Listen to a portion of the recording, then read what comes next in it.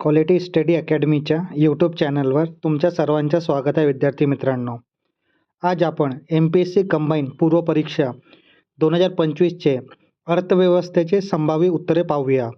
याआधी आपल्या चॅनलवर चालू घडामोडी, इतिहास, विज्ञान, गणित व भूगोल याचे संभाव्य उत्तरचा व्हिडिओ आपण आपल्या चॅनलवर अपलोड केलेला आहे. तर ज्या विद्यार्थ्यांना त्या विषयाचे संभाव्य उत्तर पाहायचे असतील ते पाहू शकता. आता चला आपण अर्थव्यवस्था इकॉनॉमिक्सचे संभाव्य उत्तर पाहूया. हा संच बी आहे. तिथला पहिला प्रश्न 21व्या क्रमांकाच्या खालीलपैकी कोणते भारतीय रिझर्व्ह बँक मौद्रिक धोरणाचे संख्यात्मक साधन आहे? तर आपल्याला संख्यात्मक साधन याबद्दल प्रश्न विचारण्यात गेलेला आहे. तर ऑप्शन क्रमांक ए काय आहे? विशिष्ट प्रकारचे अग्रिमावर भेदभावपूर्ण व्याज आकारले जाईल. हा अ स्टेटमेंट आहे. बी स्टेटमेंट काय? रेपो दर. सी स्टेटमेंट काय? पत अधिकृता योजना. आणि डी स्टेटमेंट काय? खुल्या बाजारातील खरेदी विक्री.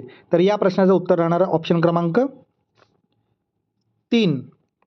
फक्त ब आणि ड, रेपो दर आणि खुल्या बाजाराची विक्री दर ही मौद्रिक धोरणाचे संख्यात्मक साधन आहेत. तर ऑप्शन क्रमांक 3 आपला बरोबर उत्तर राहणार आहे. त्यानंतर पुढला प्रश्न आपल्याला काय विचारण्यात गेलेला आहे? राजकीय तूट म्हणजे काय? तर आपल्याला ऑप्शन दिलेले आहे. तर या प्रश्नाचं उत्तर राहणार आहे ऑप्शन क्रमांक 1 बरोबर उत्तर राहणार आहे.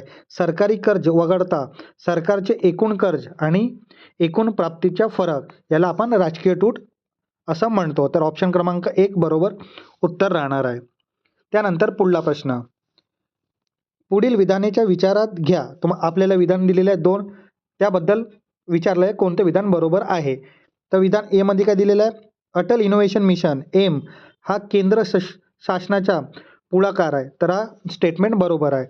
एम हा नवनिर्माण आणि उद्योजकता परिसंस्था उभारण्यात कारणीभूत आहे. तर हा पण स्टेटमेंट बरोबर आहे. तर या प्रश्नाचं उत्तर राहणार आहे ऑप्शन क्रमांक 3 अ ब दोनही बरोबर.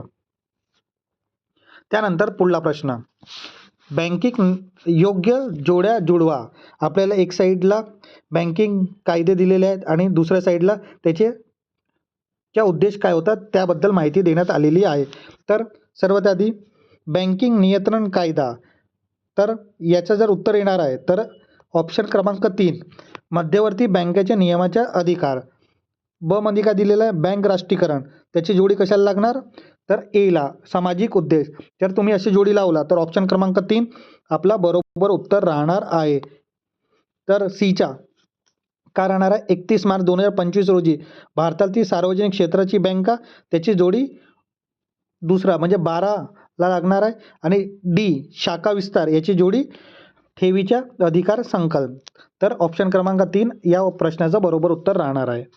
त्यानंतर पुढला प्रश्न केंद्र शासनाच्या मान्यताप्राप्त स्टार्टअपमध्ये अखिल भारतीय स्तरावर मार्च 2024 पर्यंत महाराष्ट्र राज्याचा हिस्सा किती आहे? तर या प्रश्नाचं उत्तर राहणार ऑप्शन क्रमांक 1 19% भारताचा महाराष्ट्राचा हिस्सा आहे भारतीय राज्य स्तरावर. त्यानंतर आपण पाहूया पुढला प्रश्न 19 जुलै 1969 रोजी किती खाजगी व्यापारी बँकांचे राष्ट्रीयकरण करण्यात आलेलं आहे? तर याचं उत्तर राहणार ऑप्शन क्रमांक 4 14 बँकांचे राष्ट्रीयकरण करण्यात आलेलं होता. त्यानंतर पुढला प्रश्न खालीलपैकी कोणते वैशिष्ट्य कर देय क्षमता तत्व आहेत? तर आपल्याला स्टेटमेंट 2 दिलेले आहे. अ स्टेटमेंटमध्ये काय दिलेलं आहे? उच्च उत्पन्न मिळवणारे आणि श्रीमंत व्यक्तींना अधिक आयकर भरावा. तर स्टेटमेंट बरोबर आहे. बी स्टेटमेंट काय दिलेलं आहे? कमी उत्पन्न मिळवणारे आणि गरीब लोकांना आयकरातून सूट देण्यात. तर हा पण स्टेटमेंट बरोबर आहे. तर या प्रश्नाचं उत्तर काय राहणार आहे? ऑप्शन क्रमांक 3 अ आणि ब दोनही या प्रश्नाचं उत्तर राहणार आहे. त्यानंतर पुढला प्रश्न भारतीय आर्थिक सर्वेक्षण पाहणी अहवाल 2022-23 अनुसार मेक इन इंडिया 2.0 अंतर्गत खालीलपैकी कोणते उपक्षेत्राचा समावेश आहेत? तर अ काय दिलेला आहे? पोलाद. हा बरोबर आहे. बी का दिलेला आहे? व्यायामशाळा उपकरण. हा पण बरोबर आहे. सी का दिलेला आहे? खेळणी. हा पण बरोबर आहे. आणि डी मत्स्यपालन. हा पण बरोबर आहे. तर ऑप्शन क्रमांक 4 आपला बरोबर उत्तर राहणार आहे. त्यानंतर पुढला प्रश्न जोड्या जुळवा. हा एकदम सोप्या टाईपचा प्रश्न होता. तर तुम्हाला कलम 280 तर माहीतच असेल. कलम 280 वित्त आयोगाशी संबंधित आहे. तर डायरेक्टली आपला आन्सर येतो. तर डी 280 म्हणजे डीची जोडी 4ला लागणार. तर ऑप्शन क्रमांक 2 आपलं बरोबर उत्तर राहणार आहे. 112 वार्षिक वित्तीय माहिती विवरण, 151 लेखी अहवाल आणि 267 आस्मिक निधी. तर एकदम हा सोपी टाईपचा प्रश्न होता. त्यानंतर पुढला प्रश्न. खालील विधानाचा विचार घ्या. भारतीय रिझर्व्ह बँक RBI डिसेंबर 1957 मध्ये कृषी कर्जावरील उच्चस्तरीय समितीची स्थापना केली. तर हा स्टेटमेंट बरोबर आहे. बी स्टेटमेंट का दिली आहे? CRV गुप्ता हे कृषी कर्जविषयी उच्चस्तरीय समितीचे अध्यक्ष होते. तर हा पण स्टेटमेंट बरोबर आहे. तर या प्रश्नाचं उत्तर काय राहणार आहे? ऑप्शन क्रमांक 3 दोन्ही अ ब योग्य या प्रश्नाचं उत्तर राहणार आहे. त्यानंतर पुढला प्रश्न. भारतीय रिझर्व्ह बँकद्वारे आर्थिक समावेश कडफलक डॅशबोर्ड अंतर्दृष्टी डॅशमध्ये सुरू करण्यात आलेली होती. तर या प्रश्नाचं उत्तर आहे ऑप्शन क्रमांक 3 जून 2023 मध्ये याची सुरुवात करण्यात आलेली होती. त्यानंतर पुढला प्रश्न. खालीलपैकी कोणते लेखापालनाचे तत्व आहेत? तर आपल्याला ऑप्शन दिलेले आहेत. तर पहिला ऑप्शन आहे जमा आणि उत्पर्जित तत्व, दुसरा आहे भौतिक तत्व, तिसरा आहे आर्थिक घटक तत्व आणि चौथा आहे मौद्रिक एकक तत्व. तर या प्रश्नाचं उत्तर राहणार आहे ऑप्शन क्रमांक 4 वरील सर्व. त्यानंतर आपण पाहूया पुढला प्रश्न.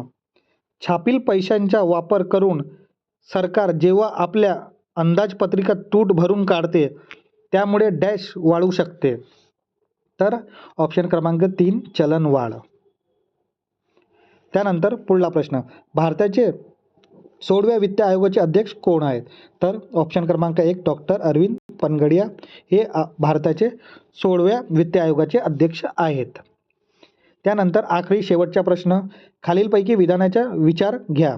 2020-21 मध्ये भारताचे अन्नधान्य उत्पादन 315.7 दशलक्ष टन विक्रमी पातळीवर पोहोचलेला आहे. तर हा स्टेटमेंट बरोबर आहे. बी स्टेटमेंट का दिलेला आहे? भारताचे ज्वारी वगळता तृणधान्य उत्पादकता इथिओपियापेक्षा जास्त आहे. तर आपण स्टेटमेंट बरोबर आहे. तर या प्रश्नाचं उत्तर राहणार आहे ऑप्शन क्रमांक 1 दोनही ए आणि ब दोनही योग्य या प्रश्नाचं उत्तर राहणार आहे. तर विद्यार्थी मित्रांनो, ही अर्थव्यवस्थाचे संभाव्य उत्तर आहेत. आपल्या चॅनलवर सर्व विषयांचे संभाव्य उत्तरचा व्हिडिओ पण उपलब्ध आहे, तुम्ही पाहू शकता. हा व्हिडिओ तुम्हाला कसा वाटला विद्यार्थी मित्रांनो हे तुम्ही सांगा. हा व्हिडिओ जर तुम्हाला आवडला असेल तर नक्की लाईक करा, शेअर करा आणि आपल्या क्वालिटी स्टडी अकॅडमीच्या यूट्यूब चॅनलला सबस्क्राईब करायला विसरू नका. धन्यवाद.